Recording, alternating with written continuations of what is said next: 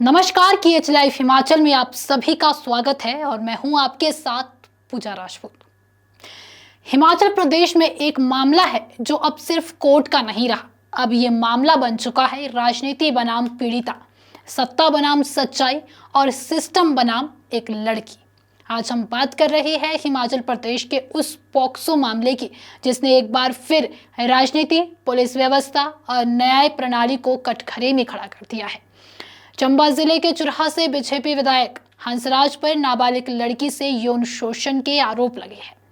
यह मामला पिछले साल भी सामने आया था, तब FIR दर्ज हुई थी। हालांकि बाद में पीड़िता ने कोर्ट में अपने बयान वापस ले लिए थे और मामला शांत हो गया था। लेकिन 2025 में पीड़िता एक बार फिर सोशल मीडिया पर सामने आई और रोते हुए उसने कहा कि उसके साथ जबरदस्ती की गई थी और उसे बयान बदलने के लिए धमकाया गया था। मेरे को इतना टॉर्चर किया, जिसको मेरी ये एक्टिंग लग रही है वो समझता रहे।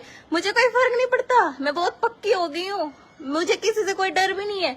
उन लोगों ने मुझे इतना डराया ये बोल के कि तेरा घर जला देंगे, अगर तूने ये चीज पढ़ के नहीं बोली फिर मत बोलना।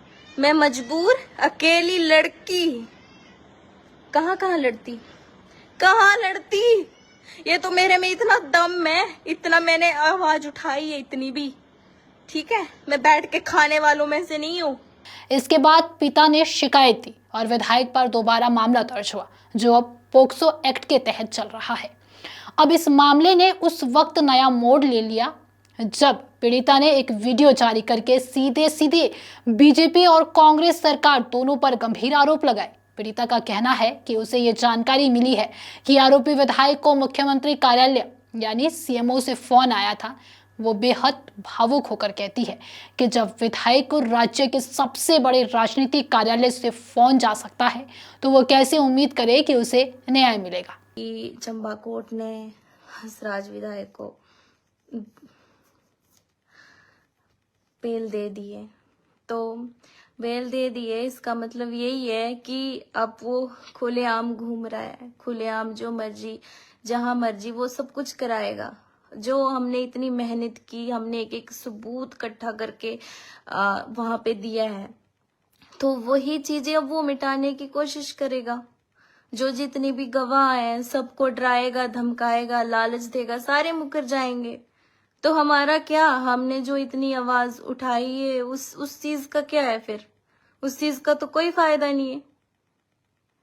हम कितना लाइव आके बोलूं मैं, और इतना भी मैंने सुना है ना। पहली बात तो ये, हिमाचल की जो सरकार है, चाहे बीजेपी हो चाहे कांग्रेस हो, सारे इसके साथ खड़े हैं। वो नहीं देख रहे हैं कि किसी के बच्चे के साथ गलत हुआ है, उसका साथ देना तो बड़ी दूर की बात है, पर बीजेपी कांग्रेस भी उसके साथ खड़ी है। मैंने यहाँ तक ये चीजें भी सुनी है, हंसराज के जितने बंदे हैं ना बीच में, उन्होंने ये बात भी की है कि भाई जो हमारे CM है, हमारे हिमाचल के जो CM साहब है, उन्होंने हमें पूरा आश्वासन दिया है हंसराज को कॉल करके कि भाई पुलिस और कोर्ट की टेंशन मत लो, कुछ नहीं होगा, हम तेरे साथ खड़े हैं। हमें सरकार से उम्मीद होती है, हमारे प्रदेश के CM है, हम अगर वही ऐसी ऐसी चीजें बोल रहे हैं ना, तो हम कहाँ जाएंगे, किसके पास जाएंगे? कोर्ट ने तो अपना डिसीजन दे दिया। ये भी नहीं सोचा कि जिस लड़की के साथ गलत हुआ है उसका क्या हाल होगा। और यहाँ तक तो मैं ये सब बातें भी सुन रही हूँ कि भाई ऐसी ऐसी चीजें होंगी। हमारे हिमाचल की सरकार ही ऐसी बातें कर रही है, हमारे CM ही ऐसी बातें कर रहे हैं, तो हम कहाँ जाए। यहाँ हम साफ कर देना चाहते हैं कि सरकार की ओर से अभी तक कोई ऐसा आधिकारिक बयान नहीं आया है कि CMO से फोन गया था, लेकिन ये आरोप पीड़िता लगा रही है और इस आरोप को हल्के में नहीं लिया जा सकता क्योंकि ये एक डर के माहौल को दिखाता है और इसी बात ने उसे अंदर से तोड़ दिया कि कहीं सत्ता इस मामले में हस्तक्षेप तो नहीं कर रही। इसी के साथ पीड़िता ये भी कह रही है कि उसे सोशल मीडिया पर बदनाम किया जा रहा है, धमकियां मिल रही है, उसके चरित्र पर सवाल उठाए जा रहे हैं ताकि मामला कमजोर हो जाए। पीड़िता का यह भी कहना है कि विधायक को नियमित जमानत मिल जाने के बाद अब उसे सबसे ज्यादा डर इस बात का है कि सबूत मिटाए जाएंगे, गवाहों को धमकाया जाएगा और उसके परिवार को नुकसान पहुंचाया जा सकता है। वो बार बार ये कहती है कि वो गरीब परिवार से आती है, उसकी कोई पहुंच नहीं है, कोई पैसा नहीं है कि वो बड़ी वकील कर सके, जबकि विधायक के पास पैसा भी है और ताकत भी।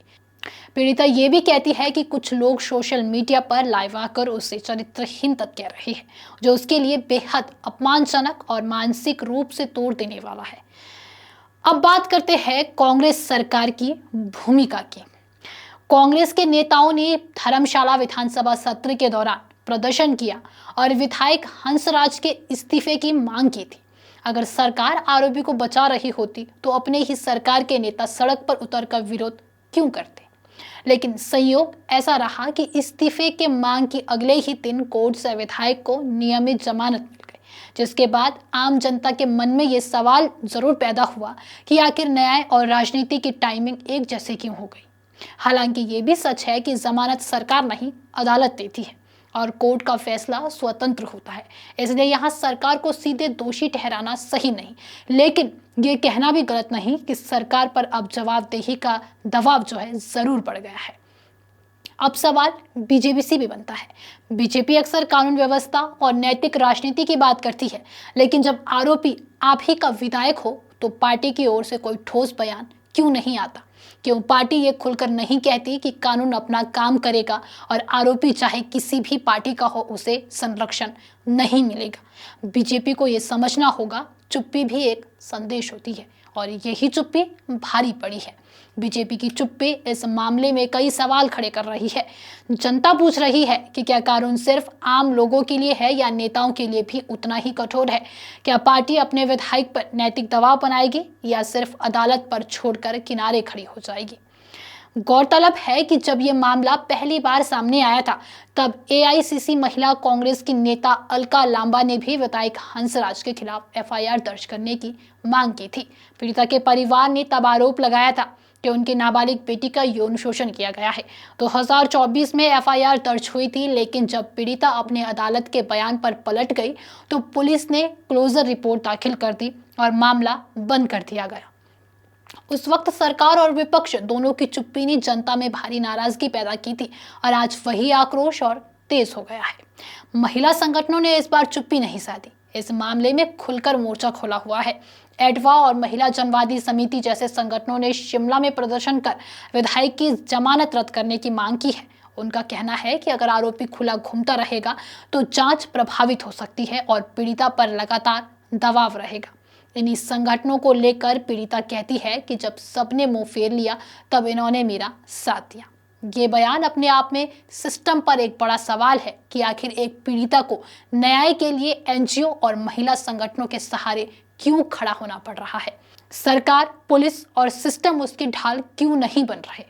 और अब सबसे जरूरी बात, हम ये नहीं कह रहे कि विधायक दोषी है, क्योंकि देश का कानून कहता है कि जब तक दोष साबित ना हो कोई भी अपराधी नहीं होता। लेकिन हम ये जरूर कहेंगे कि जिस मामले में पीड़िता बार बार डर की बात कर रही है, जहां राजनीतिक दबाव के आरोप लग रहे हैं, जहां पुलिस अधिकारियों के ट्रांसफर हो रहे हैं, जहां महिला संगठन सड़क पर है, उस मामले को हल्के में लेना अपराध होगा। सरकार हो या फिर बीजेपी, दोनों को यह समझना चाहिए कि अगर इस मामले में पारदर्शिता नहीं रही तो जनता का भरोसा टूटेगा, सिर्फ एक पार्टी पर नहीं, पूरे सिस्टम पर। आज सवाल किसी एक विधायक का नहीं है, आज सवाल किसी एक पार्टी का नहीं है, आज सवाल इस बात का है कि क्या देश में एक आम लड़की को उतना ही न्याय मिलेगा जितना एक ताकतवर विधायक को?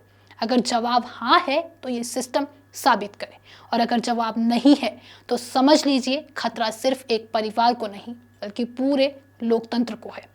फिलहाल के लिए आज के इस वीडियो में इतना ही। अगर आपको वीडियो पसंद आई हो तो वीडियो को लाइक, कमेंट, शेयर और हमारे Facebook page KH live Himachal को फॉलो अवश्य करें।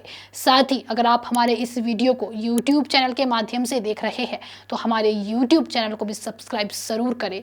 धन्यवाद।